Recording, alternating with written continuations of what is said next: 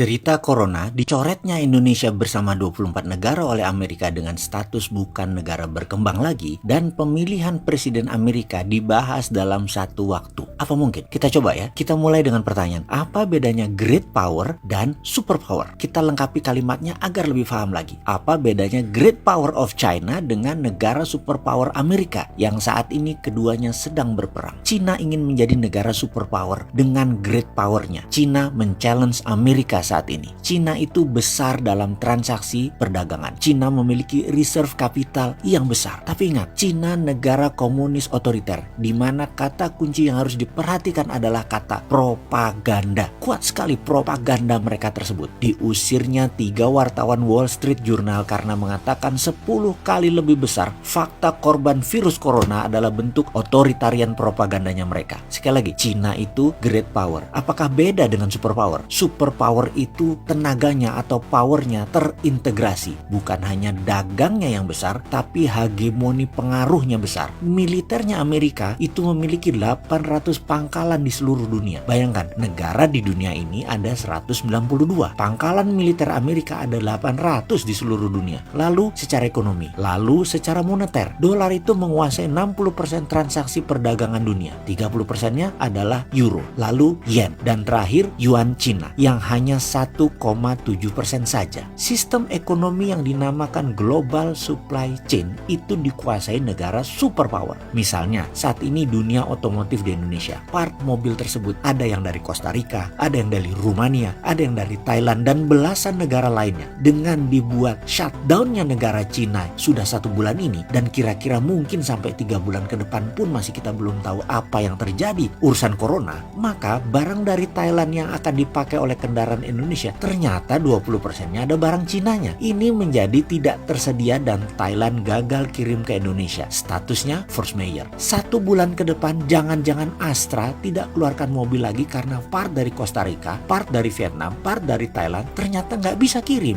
Karena pertumbuhan di Cina, supply demand-nya sedang diserang. Maka strategi supaya Cina tetap bisa survive itu bagaimana? Cina mempunyai reserve currency dolar yang banyak. Karena itu dia akan pakai sebagai senjata proksinya. Misalnya, Cina ke Indonesia, invest di sana, FDI, Foreign Direct Investment. Dan ingat, FDI asing itu otak mereka adalah bagaimana mendapatkan dolar. Produknya kalau bisa ya harus ekspor keluar dari negara tersebut. Cina invest di Indonesia, produknya adalah untuk ekspor supaya dapat dolar. Itu harus dan itu pasti. Apa yang Amerika lakukan agar investasi direct tadi tidak menghasilkan dolar? Gampang. Negara yang menjadi konco temannya Cina dicoret statusnya dari negara berkembang menjadi negara maju. Kalau negara berkembang ekspor ke Amerika, pajaknya murah, katakanlah 5% pajak masuk ke Amerika. Tapi kalau sudah menjadi negara maju, pajaknya jadi 20%. Dengan strategi ini, Cina jadi nggak akan mau untuk meletakkan uang invest di Indonesia dan di 24 negara teman Cina yang tadi dikepung oleh Amerika. Karena apa? Karena investasinya yang tadinya buat proksi untuk menghasilkan dolar, jadi nggak ada gunanya, kemahalan barangnya. Kita Indonesia jadi serba salah. Sok genit dengan Cina ternyata nggak dapat banyak manfaatnya. Sudah 5 tahun ini diperes-peres susunya tapi seperti sapi, gak dikawin-kawin. Dengan Amerika sok mulai genit-genit sekarang. Amerika sayangnya tidak melihat Indonesia seksi lagi. Sudah diperes-peres susunya sama Cina. Kegeeran Indonesia yang merasa seksi, punya sumber alam yang bagus, tapi gak bagus karena genitnya. Amerika ternyata sekarang sudah pacaran dengan Malaysia, dengan Thailand, dengan Vietnam, dan dengan India. Mau bukti? Trump itu nginepnya lama saat ini di India. Indonesia dilewatin aja. Jadi sekali lagi, apa solusinya ke depan wahai pejabat negara? Ekonomi kita ini bisa tekor terus dan membawa kemiskinan. Kata Umar bin Khattab, kemiskinan itu dekat dengan kekufuran. Jadi ayo, mana solusinya? Pokoknya jangan si bosman yang sontoloyo ini ditanya. Takut dikira ngeledek. Saya mah pedagang kecil pak, pengen sehat dan pengen damai NKRI-nya. Itu aja kok.